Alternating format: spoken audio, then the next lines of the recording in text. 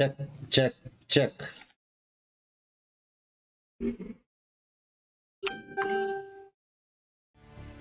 नमस्कार, मैं हूं गिरीश गेरोला और आप देख रहे हैं मेरू रहबार। आज का रहबार शिक्षा व्यवस्थाओं को लेकर है, जिसको लेकर उत्तराखंड में बड़े बड़े दावे किए जाते हैं। बात हम उत्तरकाशी की कर रहे हैं, जहां 1.5 साल बाद, कोरोना काल के 1.5 साल बाद जब छात्र अपने स्कूल में जाते हैं तो वहां क्या पाते हैं कि पूरा का पूरा स्कूल पानी से लबालब भरा है, कंप्यूटर लैब खराब हो चुकी है और उन जो ऑनलाइन की बात की जा रही थी, जो वर्चुअल क्लास की बात की जा रही थी, वो कंप्यूटर भी खराब हो चुके हैं। सवाल बड़ा ये है कि 13 सालों से 14 साल में तो राम को भी वनवास के बाद राज्याभिषेक हो चुका था, लेकिन 13 साल तक इन छात्रों को, इन शिक्षा व्यवस्थाओं को वनवास के बाद भी क्या इस शिक्षा के राम का राज्याभिषेक हो पाएगा? आखिर जिम्मेदार कौन है?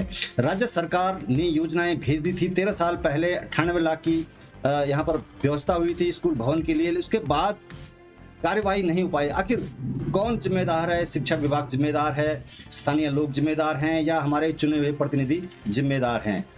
इस पर हम चर्चा करेंगे। इससे पहले इस रिपोर्ट पर नजर डाल दीजिए। उत्तरकाशी अटल उत्कृष्ट स्कूल से हाईटेक शिक्षा का दावा करने वाला सिस्टम और शिक्षा के मामले में प्रदेश को चौथे स्थान पर पहुंचाने वाली डबल इंजन सरकार के दावों की पोल खोल रहा है उत्तरकाशी जिले का राजकीय इंटर कॉलेज साल का ये जर्जर भवन, जहां कोरोना लॉकडाउन के 1.5 साल बाद सोमवार को कक्षा 9 से 12 तक की छात्र छात्राएं बड़े उत्साह के साथ स्कूल पहुंचे तो देखा टीन शेड में चल रहे स्कूल भवन की बल्लियां सड़ गलकर टूट चुकी हैं और लैब में पानी भरा हुआ है। किसी अनहोनी के डर से छात्रों को पहले दिन खुले आसमान के नीचे बैठाया गया। मौसम साफ था, इसलिए खुले मैदान में क्लास चल सकी। अगर मौसम बिगड़ जाता तो फिर छुट्टी की मजबूरी।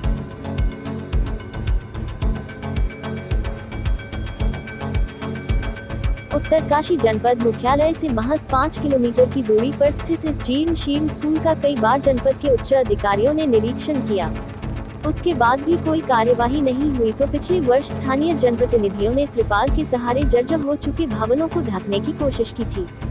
दरअसल 13 वर्ष पूर्व विद्यालय के नए भवन के लिए 98 लाख की धनराशि आई थी, जिसमें से 3 वर्ष में मात्र भवन के पिलर और ढांचा ही तैयार हो सका। उसके 10 साल बाद से अधूरा भवन जीव का क्यों पड़ा है और आज भी भवन निर्माण पूर्ण नहीं हो पाया। आलम ये है, जो आधा अधूरा भवन बना भी था वो भी अब खंडहर बन गया है। न्याय पंचायत के जनप्रतिनिधियों ने चेतावनी दी है कि 10 दिन के भीतर जर्जर पड़े स्कूल भवनों की स्थिति नहीं सुधारी गई तो जीआईसी साल के सभी छात्र छात्राओं की क्लास जिला शिक्षा अधिकारी कार्यालय में लगाई जाएगी और आगामी 2022 के विधानसभा चुनाव का बहिष्कार किया जाएगा। राजकीय इंटर कॉलेज साल के प्रभारी प्रधानाचार्य बृजकिशोर राणा ने स्वीकार किया कि स्कूल के कंप्यूटर लैब, कक्षाएं और स्टाफ रूम जर्जर हो चुके हैं। इसके लिए उच्च अधिकारियों को सूचित किया गया है।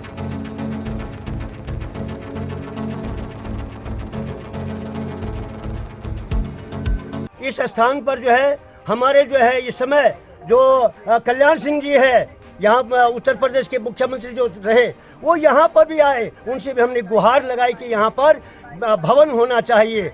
और उसके बाद जो है 97-98 में हमने जो है जिला पंचायत के सदन में प्रस्ताव पारित किया और कि साल्ट भवन, इंटर कॉलेज का भवन का जो है निर्माण होना चाहिए। 2010-11 में जो 98 लाख रुपए आ चुकी थी, जो कि आज जो अधूरा भवन छूट रखा है वो खंडहर की स्थिति में है और जो पुराने भवन थे वो भी जीर्ण शीर्ण हो चुके कि हमारे बच्चों को बैठने की परेशानी हो रही है।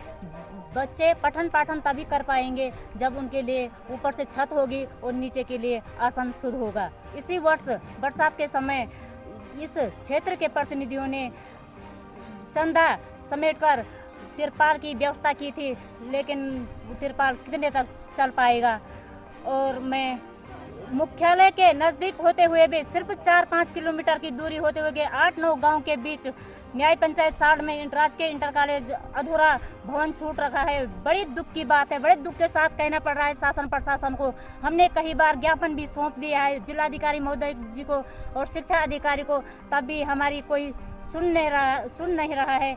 और हम अगर 15 दिनों के अंदर हमारी मांगे पूरी नहीं हुई तो हम बच्चों को लेकर सीओ ऑफिस में बैठेंगे और बच्चों को लेकर और अपने अभिभावक और हम सब जनप्रतिनिधि वहीं पर धरना प्रदर्शन देंगे अगर 15 दिनों के बाद हमारी मांगे पूरी नहीं हुई। और मैं भी यह भी कहना चाहती हूँ कि आगामी 2022 में आने वाला चुनाव मैं इसका खुलेआम मेरे जनप्रतिनिधि, इस क्षेत्र के जनप्रतिनिधि खुलेआम बहिष्कार करेंगे अगर हमारी मांगे पूरी नहीं हुई।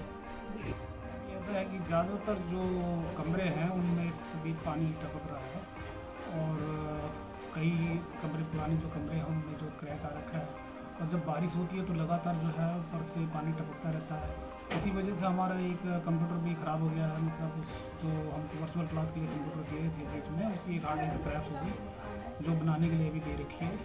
और हमने इस संबंध में ऊपर भी जानकारी दी है, लेटर 2-3 बार लिख चुके हैं कि हमारे यहाँ जो है लगातार पानी टपक रहा है, जिसकी वजह से कोई भी ऐसा कमरा नहीं है जहाँ हम वर्चुअल क्लास को लगा सकें। और बाकी लैबों की स्थिति बड़ी ख़राब है, सारा फर्श उखड़ चुका है। और अब जो नई बिल्डिंग है, नई बिल्डिंग की हमें आशा थी कि नई बिल्डिंग बन जाएगी टाइम पे, पर अभी 2015 से काम जो है रुका हुआ है और उस पर अभी तक कोई मतलब दोबारा काम शुरू हुआ नहीं है हमारी जानकारी में।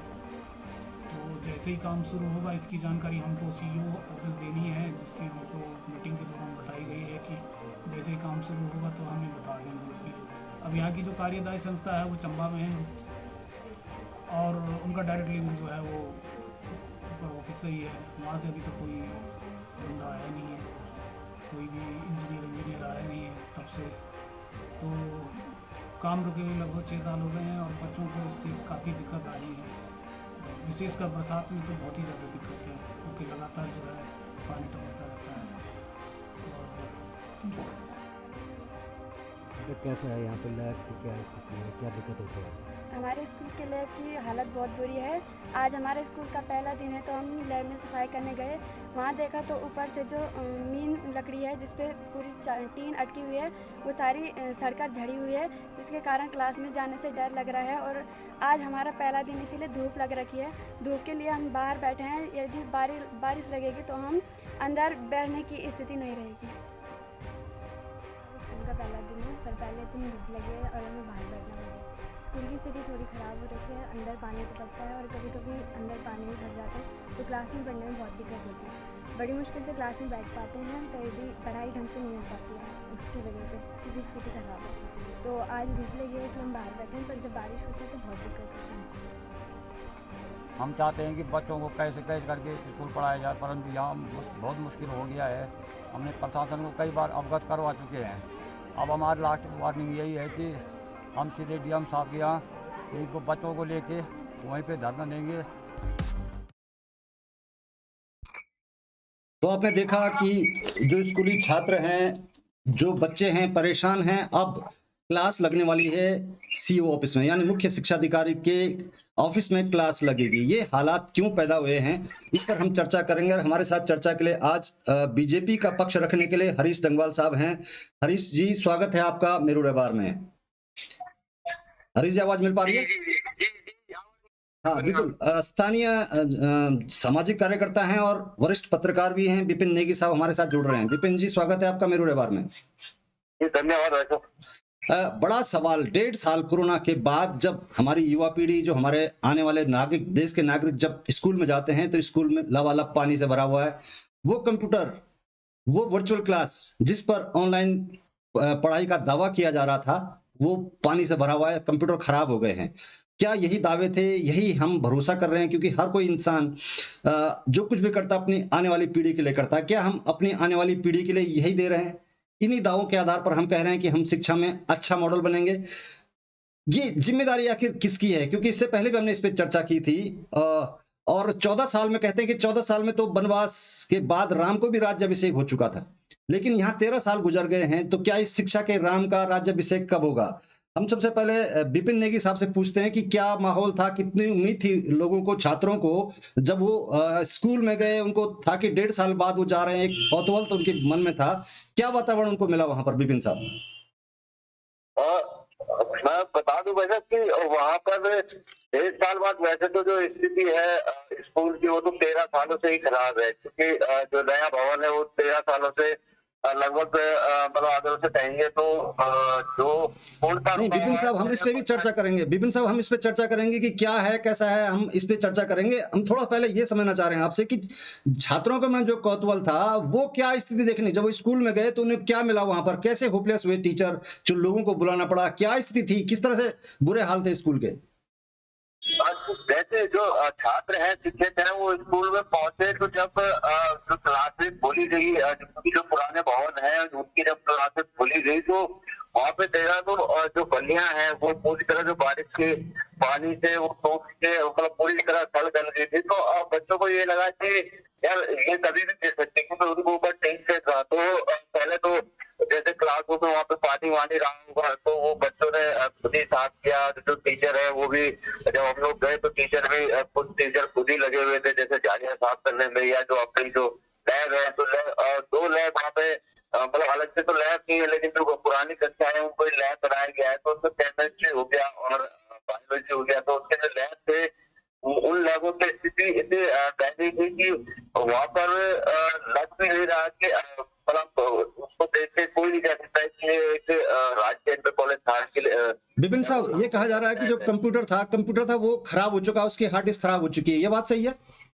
जी जी, वहाँ पे जो कंप्यूटर है वो पॉलिथीन से ढके, मतलब जो टीचर है वो पॉलिथीन से ढकने को मजबूर है, क्योंकि अंदर जो पूरी बिल्डिंग में पानी का रिसाव हो रहा था। हालांकि कल हम जिस समय पहुंचे तो उस टाइम बारिश नहीं हो रही थी, लेकिन वो पानी साफ देखा जा सकता था किस प्रकार से वो वहाँ पर कंप्यूटर खराब कर रहा है। और इस चीज को टीचर भी मान रहे थे कि मतलब सरकार वर्चुअल क्लास की बात करती है, लेकिन वर्चुअल क्लास चलेगी कैसे जब वर्चुअल तो क्लास। क्या बिपिन साहब इस दौरान वर्चुअल क्लास चली नहीं क्या? हालांकि वर्षा से पूरे प्रदेश में मानसून की स्थिति से हालात बदतर हैं, लेकिन क्या इस दौरान ऑनलाइन क्लास या वर्चुअल क्लास हो नहीं रही थी? कंप्यूटर खराब थे तो क्या वर्चुअल क्लास हो नहीं रही थी? क्या टीचरों को उसी दिन पता चला या पहले पता चल गया था स्कूल के ये हालात है? टीचरों के लिए स्कूल पहले खुल गए थे, तो टीचर जब पहले गए होंगे तो उन्होंने जिस दिन वो गए तो उस दिन जब उन्होंने खुले तो उस स्थिति में देखी कि अंदर कई जगहों पे पानी का लगातार जो रिसाव धीरे धीरे हो रहा है बारिश में। तो चलिए बिल्कुल बिपिन साहब, अब आपसे जानना चाह रहे हैं कि ये जो भवन है जो इतनी जर्जर हालात में है, टिन शेड में चल रहा है, त्रिपाल से इज्जत ढकी जा रही है, स्कूल को इज्जत ढकने के लिए स्थानीय लोगों ने त्रिपाल चंदा करके त्रिपाल किया, तो ये स्थिति आई क्यों? 13 साल पहले बजट आया था, वो आखिर क्यों नहीं निर्माण हो पाया? क्या कहते हैं?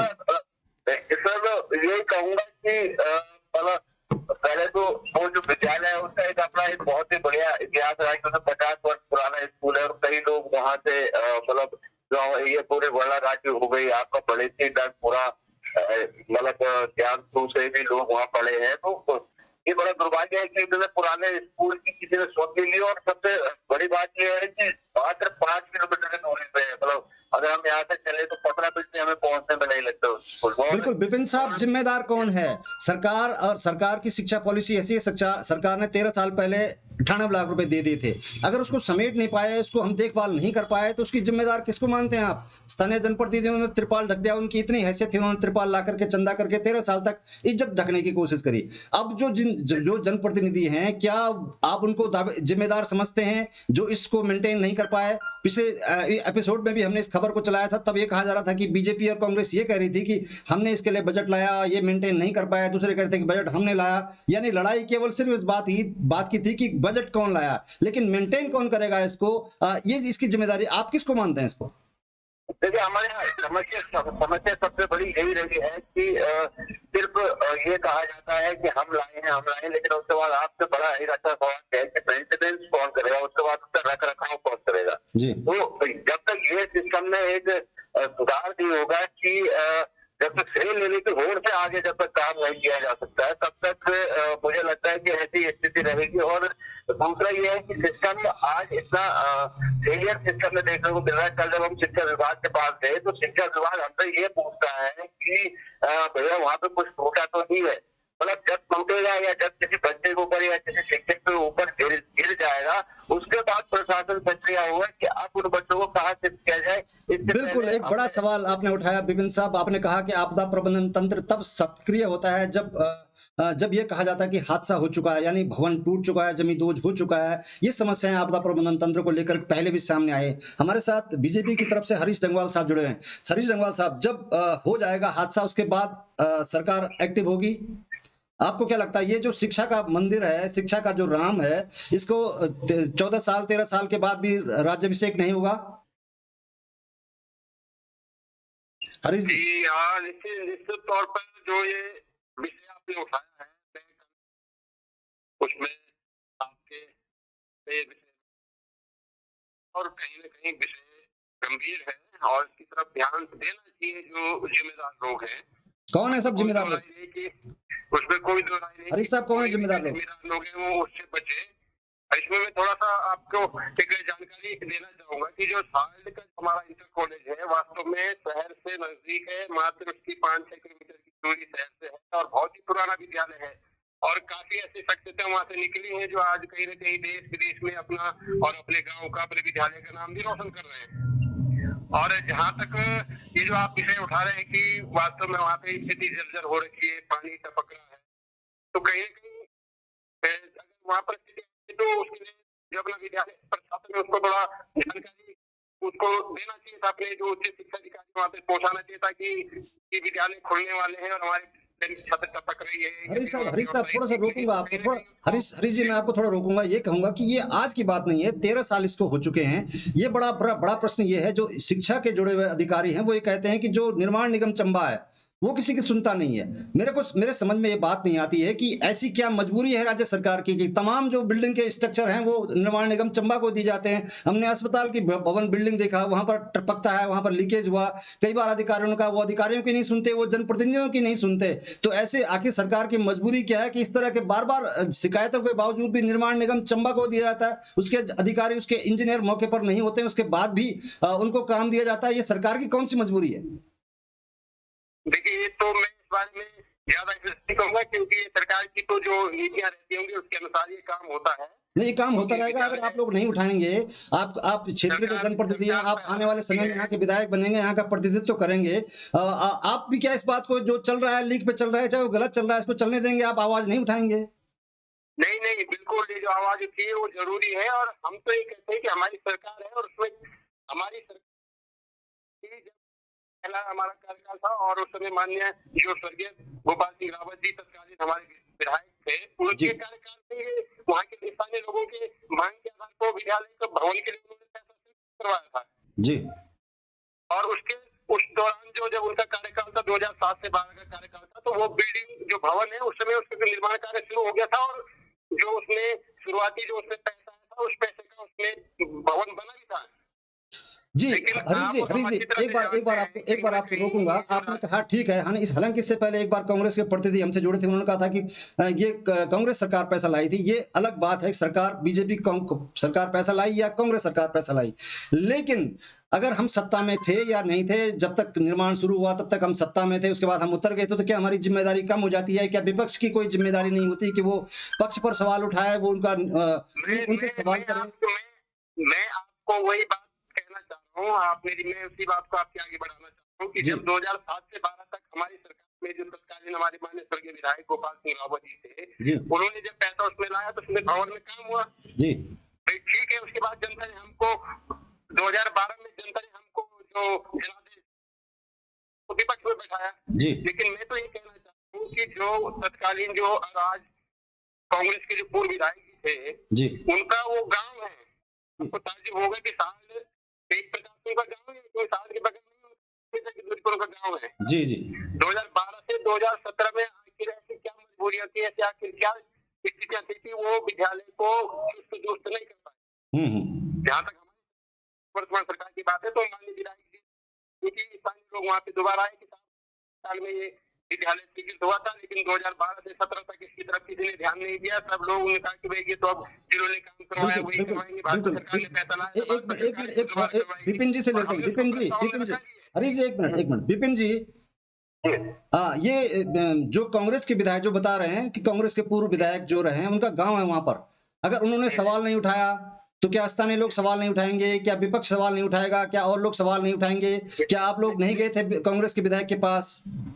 ये बड़ा दुर्भाग्य है। वैसा मैं कहूँगा गोला घाटी का बड़ा दुर्भाग्य है कि वहाँ पहले मतलब 5 किलोमीटर दूरी होने पे सड़क से जुड़ने में हमें 20 साल लगे जी। और आज हमें एक भवन के लिए और अब हमें ये देखना पड़ रहा है कि मतलब इतना बड़ा भवन, इतना बड़ा स्कूल होने के बाद भी उसपे सिर्फ राजनीति की जारी। कल शाम को मैं देख रहा था कि जब हम लोगों ने कल उसपे सोशल मीडिया में सिर्फ राजनीति की जारी, किसने क्या किया, लेकिन उन बच्चों के भविष्य से कोई नहीं देख रहा है। अभी जिस प्रकार से बरसात चल रही है, अगर कल के दिन बरसात में वो कोई भवन टूट जाता है, भगवान न करे हमारा कोई बच्चा या कोई शिक्षक ही उसमें चोटिल हो जाता है, तो उसका जिम्मेदार कौन होगा? क्या उसके बाद कोई चाहे पक्ष हो, चाहे विपक्ष हो, चाहे शासन हो, चाहे प्रशासन हो, क्या उसके बाद कोई जागेगा? नहीं विपिन जी, ये सवाल ये था, विपिन जी हमारा सवाल ये था कि क्या स्थानीय लोग या जो लोग सवाल अब उठा रहे हैं, जो 13 साल से सवाल उठा रहे हैं, क्या वो सिर्फ बीजेपी के पास गए थे? क्या बीजेपी के विधायक के पास ही गए थे? क्या वो कांग्रेस के विधायक के पास नहीं गए थे?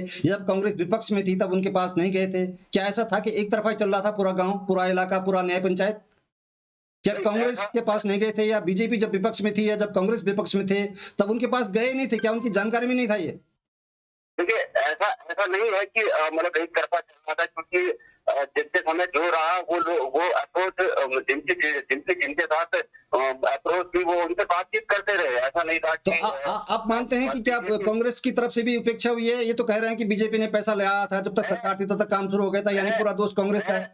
मैं ये कहूंगा कि पिछले 13 साल में अगर हम 13 साल गिने तो 5 साल भाजपा के, 5 साल कांग्रेस के और 2.5 साल जो ये सरकार अभी चल रही है, मतलब तो हम ये मानेंगे कि ढाई जो सरकार हमारे पास थी, इन दोनों 2.5 सरकारों ने हमारी जो स्कूल की ढैया को है उसको ही डुबा दिया है। तो ये बड़ा दुर्भाग्य है कि मतलब कोई भी उस तरफ ध्यान नहीं दे रहा है कि शायद मुझे लगता है कि हरीश डंगवाल साहब ये कह रहे हैं कि शुरुआत में बजट लाया था, उसके बाद जो आपने किया, लेकिन आपकी जो सरकार थी इस वक्त विधायक भी हैं कि सरकार में भी थी, इस वक्त कुछ नहीं हो पाया, गुजर गया समय। नहीं, इस समय जब 2012 से 17 में जब कुछ नहीं हो पाया, तो उसके बाद जब 2017 में हमारी सरकार दोबारा बनी, तो उसके बाद स्थानीय लोगों ने फिर विधायक जी के पाए विधायक जी का है कि साहब तो था वो तो उसी तो यथावत है। उसके बाद कुछ किया नहीं कांग्रेस की सरकार में, तो विधायक जी ने शासन से बात करके, विभाग से बात करके उसके बाद उसमें प्रक्रिया चलाई और जो विभाग है, विभाग उत्तरकाशी का है, जो उन्होंने कहा था कि भाई आप तो एक प्रकार से आप प्रस्ताव लाइए कि आपके कौन से पूरे जनपद में आपके ऐसे कौन से विद्यालय जो जहाँ पे बिल्डिंग नहीं है। माननीय शिक्षा मंत्री अरविंद पांडे जी भी जब उत्तरकाशी दौरे पे आए थे तो उन्होंने विभाग अधिकारियों को प्राथमिकता के विद्यालय है जहाँ पे भवन की कमी है, जहाँ पे बच्चों के लिए रहने और बैठने की क्लासों में दिक्कत, तो आप ऐसे विद्यालयों को प्रस्ताव भेजिए और उस प्रस्ताव पे उसके बाद जो है कार्रवाई चल रही है। क्या कार्रवाई चल रही है? क्या इसको दोबारा पैसा सैंक्शन किया जाएगा? निर्माण निगम उसको किस स्तर पर है? क्या आपको जानकारी इस बात की कि किस स्तर पर कार्रवाई है? जी अब ये तो जो शिक्षा विभाग के जो अधिकारी वही बता पाएंगे। आपकी शिक्षा अधिकारियों से बात हुई इस बारे में? शिक्षा अधिकारी से जो बात नहीं हो पाई, मैं असल में शहर और इस नाते से मैंने जब आपकी खबर देखी थी तो उसके बाद मैं संपर्क करना चाह रहा था, लेकिन नहीं हो पाया संपर्क। मैं भी अपने आप शहर से बाहर हूँ, लेकिन अपने वहाँ के जो हमारे के पदाधिकारी हैं और जो प्रशासन है उसके संज्ञान में बोला रहे हैं कि जो वहाँ पे कमी है उसको तुरंत दूर कर दिया जाए, क्योंकि हमारी सरकार ने वो विद्यालय बनाया था और हमारी सरकार उसको ठीक करेगी। तो क्या आपको क्या लगता है हरीश जी, क्योंकि ये तो दुर्भाग्य है, गंगोत्री में इस वक्त विधायक नहीं है, नेतृत्व विहीन है, और जो संगठन के हिसाब से लोग आपकी तरफ देख रहे हैं कि आप ही एक तरह से यहाँ पर जवाबदेही आपकी बनती है, क्योंकि आप सत्ताधारी पार्टी के संगठन के पदाधिकारी हैं। क्या उम्मीद करें लोग कि कब तक ये समस्या दूर हो जाएगी या इस तरह की और समस्याओं का समाधान हो पाएगा? बिल्कुल, जैसा ये विषय हमारे संज्ञान में कल आया तो कुछ जो प्रशासन के अधिकारी है उसके संज्ञान में उनको मामला उनसे अवगत करने की मामला कहाँ तक मामला तो अवगत करा दिया है, ग्रामीण लोगों ने करा दिया, ये कह दिया है कि 10 दिन के बाद जिला शिक्षा अधिकारी के ऑफिस में क्लास चलेगी। 10 दिन का समय है, हो पाएगा क्या? 10 दिन से पहले मामला सॉर्ट आउट हो जाएगा। जी बिल्कुल। चलिए, हम ये विपिन साहब, ये भरोसा मिला है कि 10 दिन में 10 दिन से पहले आपको नौबत नहीं आएगी, आपको भरोसा है? अब 13 साल में कुछ नहीं हुआ तो अब 10 दिन में कौन सा हुआ 23 साल बन जाएगा। चलिए ये कह रहे हैं कि भरोसा दे रहे हैं तो भरोसा करके देख लेना चाहिए लोगों को, क्योंकि जो बच्चे वहां से निकलेंगे वो ना बीजेपी के होंगे ना कांग्रेस के होंगे, वो देश के भावी नागरिक होंगे और उन्हीं में से इंजीनियर बनेंगे, आईएएस बनेंगे, नेता भी बनेंगे। लेकिन ये जो राजनीति है वो और चीजों में चले, ठेकेदारी के काम में चले, इसमें चले, अच्छी बात है, लेकिन शिक्षा के मंदिर में जो एक नागरिक का निर्माण करता है, हमारी भावी पीढ़ी का निर्माण करता है, उसको लेकर के ये बीजेपी कांग्रेस नहीं होना चाहिए। सवाल जब भारत सरकार ने या उत्तराखंड सरकार ने बजट एलोकेट किया था, उसके बाद जिम्मेदारी थोड़ी थोड़ी सभी की बनती है, कुछ जिम्मेदारी मेरी बनती है, कुछ आपकी बनती है, किसी की ज्यादा होती है, किसी की कम होती है, लेकिन जो स्थानीय लोग हैं उनको भी बराबर इस बात को रखना चाहिए था। 13 साल बहुत ज्यादा होते हैं, हालांकि हम बीजेपी कांग्रेस को दोष दे रहे हैं, उनकी जिम्मेदारी ज्यादा है, विधायक थे, वो सत्ता में थे, उनकी जिम्मेदारी ज्यादा है, लेकिन स्थानीय प्रतिनिधियों की, स्थानीय लोगों की अपने अपने स्तर पर जिम्मेदारी थोड़ी थोड़ी कहीं ना कहीं बनती है। यह अलग बात है कि उनकी बात को सुना नहीं गया, उनकी बात को समझा नहीं गया, लेकिन जो विधानसभा चुनाव है, हमारा जो मताधिकार होगा, ये कहा गया है कि अभी उसका लोग प्रयोग करेंगे तो अच्छी बात है। चलिए, नई पीढ़ी शुरुआत कर रही है, जो तमाम मुद्दे उठ रहे हैं सोशल मीडिया के माध्यम से, सब बातें सामने आ रही हैं। उम्मीद करते हैं कि बीजेपी और कांग्रेस के जो लोग हैं वो इस बात पर अमल करेंगे, सरकारें इस बात पर अमल करेंगी कि जो इस तरह की जो जेन्युइन समस्याएं हैं, जो धरातल से जुड़ी समस्याएं हैं, उन पर कम से कम बीजेपी कांग्रेस न किया जाए, राजनीतिकरण न किया जाए, जो जरूर आधारभूत सुविधा उनको मुहैया कराया जाए। तो हमारे साथ हरीश डंगवाल साहब जुड़े थे, आपका शुक्रिया। विपिन नेगी साहब जुड़े थे, आपका बहुत बहुत धन्यवाद। धन्यवाद।